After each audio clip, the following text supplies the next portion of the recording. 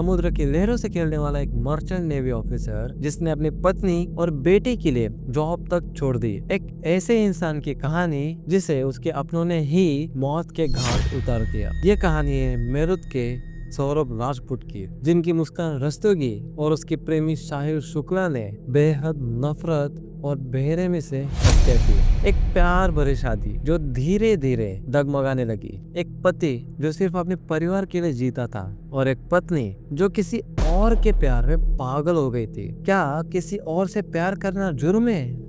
नहीं, लेकिन अपने ही पति का निर्मम हत्या करना ये सिर्फ जुर्म नहीं, एक शैतानी साजिश है।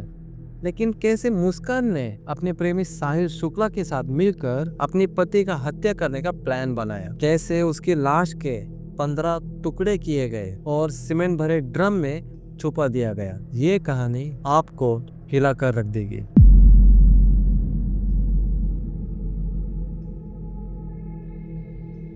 मेरठ के प्रहलाद नगर में रहने वाले सौरभ राजपूत एक मर्चेंट नेवी ऑफिसर थे। उनकी लव मैरिज हुई थी मुस्कान रस्तोगी से। शादी के कुछ साल तक सब कुछ नॉर्मल था, एक प्यारा सा घर, एक नन्ही सी बेटी और एक प्यारा रिश्ता। लेकिन घर वालों को ये शादी मंजूर नहीं थी, झगड़ा होता रहता था और फाइनली सौरभ अपनी पत्नी और बेटी को लेकर अलग हो गए। फिर भी सौरभ अपनी बेटी और पत्नी से बेपनाह प्यार करता था, पर उसे क्या पता था कि जिसके लिए उसने दुनिया छोड़ दी वही उसका खून करने वाली थी।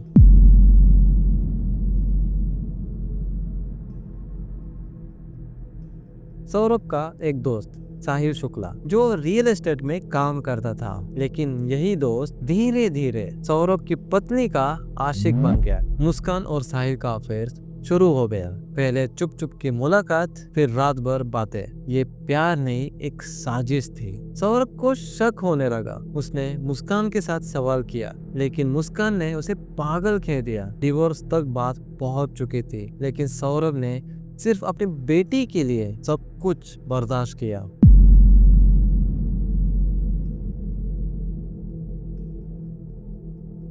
सौरभ ने 2023 में फिर से नेवी को ज्वाइन किया और काम के लिए विदेश चला गया। मुस्कान और साहिल के ये एक मौका था। एक रात दोनों ने फैसला किया कि सौरभ को रास्ते से हटा देना ही बेहतर होगा। साहिल ने मुस्कान से कहा, अगर हम एक साथ जीना चाहते हैं तो हमें इस आदमी को हटाना ही पड़ेगा। दोनों ने एक सोचा समझा मर्डर प्लान बनाया। 24 फरवरी 2025 सौरभ अपने बेटी के बर्थडे के लिए वापस आ गया। 4 मार्च 2025 मुस्कान ने सौरभ के खाने में नींद की गोली मिला दी। जब सौरभ बेहोश हो गया तब मुस्कान ने साहिल को घर बुलाया।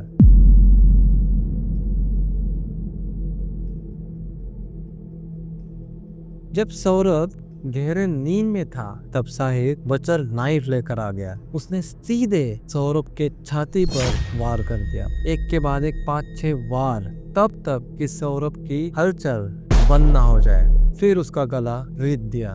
मुस्कान ने सौरभ का मुंह दबा दिया ताकि कोई आवाज ना निकले। एक शख्स जो सिर्फ अपनी पत्नी और बेटी के लिए जीता था, उसी की पत्नी ने उसका खून कर दिया।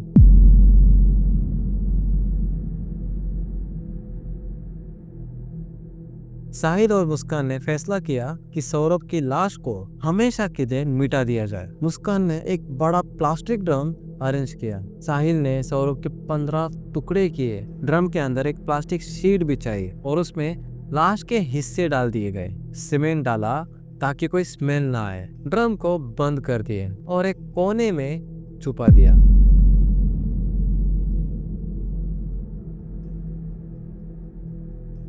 सौरभ अपनी माँ से हर रोज बात करता था। जब एक हफ्ते तक कोई कांटेक्ट नहीं हुआ तो घर वालों ने पुलिस कंप्लेंट लिखवा दी। पुलिस ने मुस्कान और साहिल से इंटरोगेशन किया। पहले तो दोनों झूठ बोल रहे थे, पर जब पुलिस ने सबूत दिखाए तब वो दोनों टूट गए। 14 दिन बाद पुलिस को वो ड्रम मिला और जब उसे तोड़ा गया तो अंदर सिर्फ हड्डियां और गले सड़े बॉडी पार्ट्स मिले।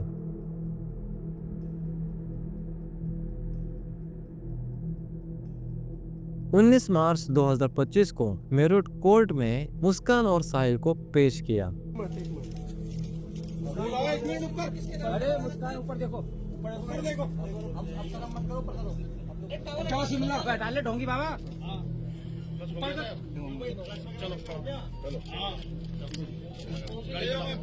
अबे ढोंगी बाबा, ओए ढोंगी बाबा। 100 से ज्यादा वकील उन्हें मारने के लिए टूट पड़े। सौरभ के घर वालों ने डिमांड किया कि मुस्कान और साहिल को मौत की सजा दी जाए। उसने सिर्फ एक आदमी को नहीं मारा, एक माँ का बेटा, एक बच्चे का पिता, एक इंसान का विश्वास मारा है। कोर्ट में मुस्कान के माँ बाप ने भी कहा ये लड़की जीने लायक नहीं है, इसे फांसी मिलनी चाहिए। न्याय भी मिलना चाहिए, उस बच्चे को मिलना चाहिए जिसने उसके लिए उसने अपने माँ बाप को सबको दांव पे लगा दिया। उसके माँ बाप पे करोड़ों की प्रॉपर्टी है, लेकिन उस चीज को भी छोड़ दिया उस लड़के ने उस सूबी के लिए। और आज उस सूबी ने क्या करा है उस बच्चे का, मतलब समझ ही नहीं आ रहा। वो बच्चा भी हमारा ही है, हमें मालूम है वो क्या करा है उनने। आप सर क्या आप चाहते हैं क्या कार्रवाई? तो क्या मुस्कान और साहिल को मौत की सजा मिलेगी? एक ऐसा जुर्म जो सिर्फ एक इंसान की नहीं, इंसानियत का खून है। आप क्या सोचते हो? कमेंट में अपनी राय बताएं।